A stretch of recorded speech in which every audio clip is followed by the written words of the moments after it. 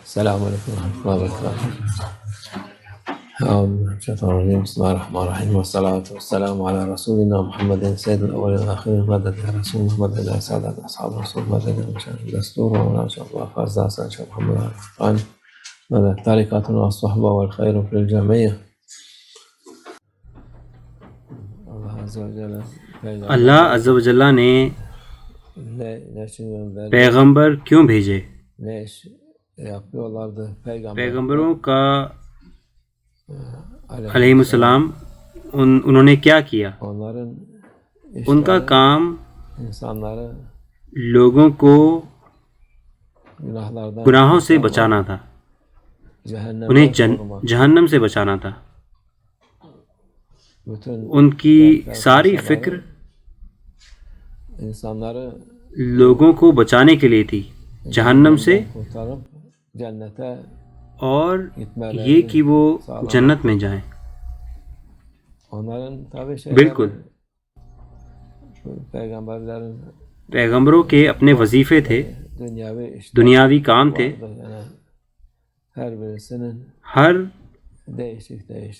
ایک پیغمبر علیہ السلام کے مختلف کام تھے۔ 1,24,000 پیغمبر ہوئے ہیں جو اللہ عز و جل نے بھیجے ہیں۔ ان سب کے اپنے وظیفے تھے، لیکن ان کا اصل کام لوگوں کو ہدایت تک پہنچانا تھا اور ان کو جنت کے لائق بنانا تھا۔ یہ ان کا وظیفہ تھا۔ وہ لوگوں کو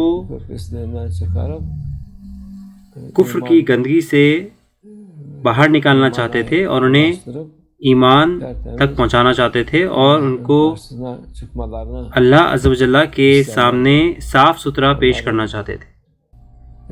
یہ کیا انہوں نے بنا تھکے، بنا پریشان ہوئے اور بنا کسی کے ڈر کے۔ انہوں نے اپنا وظیفہ انجام دیا سب سے بہتر طریقے سے اور سب سے مکمل طریقے سے۔ ان کے جیسا اور کوئی انسان نہیں کر سکتا۔ پیغمبر وہ ہیں جن کا مقام سب سے اونچا ہے اللہ کے یہاں۔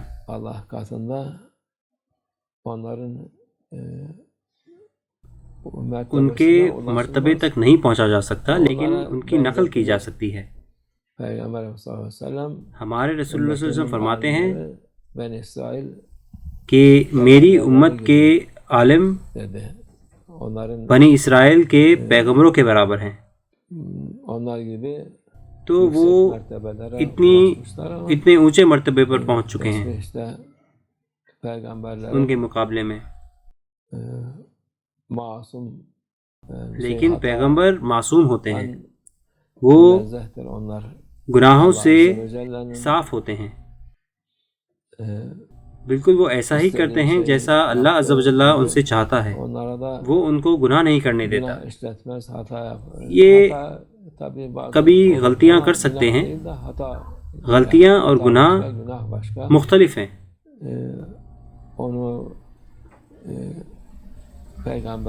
اور جیسے ہم نے کہا، پیغمبر کبھی بھی نہیں رکے اپنے وظیفے میں۔ مثال کے طور پر نوح علیہ السلام نے 900 سال تک بنا تھکے ہوئے، اور جو لوگوں نے انہیں اذیت دی اس کو نظر انداز کرتے ہوئے انہوں نے اپنا وظیفہ کیا۔ وہ ہمیشہ لوگوں کو ہدایت کا راستہ دکھا رہے تھے جب تک کہ کوئی امید نہیں بچی، اور پھر اللہ نے ان کو بچا لیا۔ اللہ عز و جل نے ان کو بچا لیا اور باقی سب کو ہلاک کر دیا۔ ایسا ہوا بہت دفعہ ایسا ہوا، کیونکہ پیغمبروں کا اتنا اونچا مرتبہ ہے کہ جب ان کو لوگوں کے لیے بھیجا گیا اور لوگوں نے قبول نہیں کیا جیسے کہ انہیں کرنا چاہیے تھا، تو پھر وہ عذاب کے لائق بن گئے۔ اس لیے پیغمبروں کے مرتبے تک نہیں پہنچا جا سکتا، کوئی اس تک نہیں پہنچ سکتا۔ انہوں نے اپنا وظیفہ کیا، سب سے بہتر طریقے سے. جب اللہ عز و جل نے انہیں ان کا مرتبہ دیا تو اس نے اسی حساب سے انہیں اجر دیا. ان میں سے کچھ کی تو امت ہی نہیں تھی. ایسا کچھ نہیں ہے کہ اگر کوئی پیغمبر ہے تو ایسا نہیں ہے کہ اگر کوئی پیغمبر ہے تو اس کے ہزاروں لاکھوں لوگ ہوں گے جو اس کو مانتے ہیں. ان میں سے کچھ کی امت 3 سے 5 لوگ تھی. جب پیغمبر کو بھیجا جاتا ہے تو جو لوگ اس کے سامنے ہوتے ہیں وہی اس کی امت بن جاتے ہیں. امت الگ ہے اور ملت الگ ہے. امت کا مطلب ہے وہ لوگ جو اللہ کے راستے پر ہیں، اس لیے اللہ ان سے راضی ہو، ان کی برکت ہم پر ہو انشاءاللہ. وہ ہمارے لیے نور ہیں. جب ان کو یاد کیا جاتا ہے تو ہم تک نور پہنچتا ہے. ومن اللہ توفیق. الفاتحہ.